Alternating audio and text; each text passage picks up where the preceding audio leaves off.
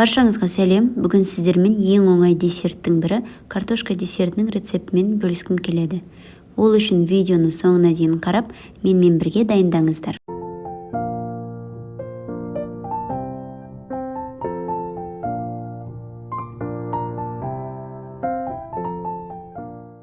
Ол үшін бізге 4 жұмыртқа қажет. Жұмыртқа бөлме температурасында болуы керек. Жұмыртқаның үстіне дәміне қарай қант саламыз.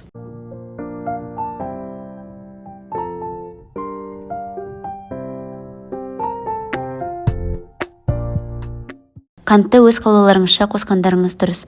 Мен 6 ас қасық қант қостым. Жұмыртқаны 2 есе көлемге ұлғайып ағырғанша миксерлейміз.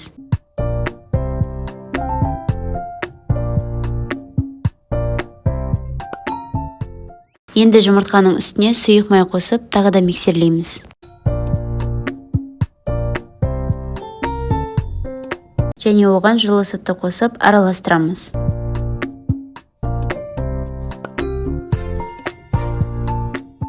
Сұйық массамыздың үстіне қопсытқыш, ұн және какаоны електен өткізіп миксерлейміз.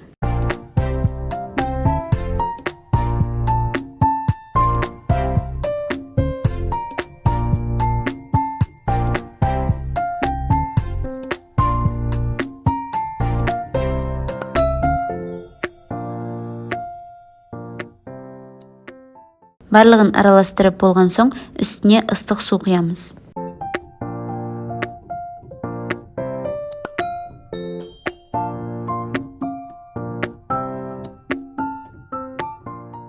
Форманың үстіне пергамент қағазын төсейміз. Дайын болған қамырды табаға салып, қызып тұрған пеште 15-20 минутта пісіріп аламыз.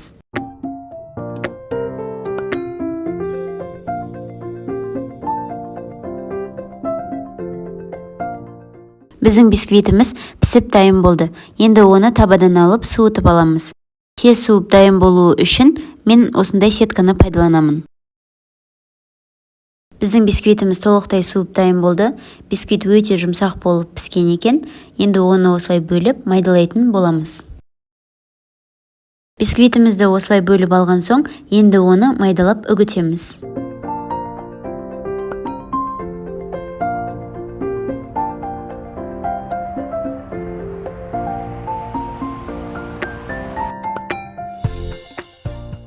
Барлығын үгітіп дайындап алған соң, үгітілген бисквиттің үстіне сгущенка, ерітілген сарымай және какао қосып араластырамыз.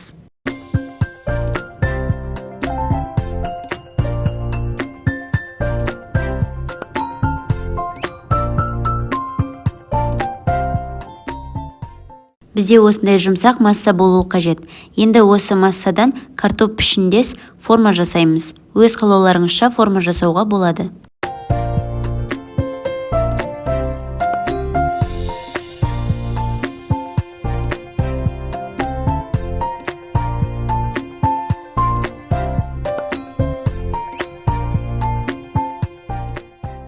Осымен барлығын дайындап алдық.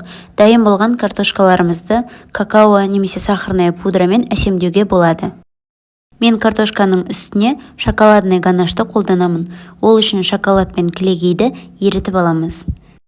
Ганаш қатты ыстық болмауы қажет, сондықтан да оны осындай үлкендеу ыдысқа құйып аламыз. Суытылған ганаштың үстіне картошканы осылай батырып аламыз. Немесе картошканың үстінен құйып шықсаңыздар да болады.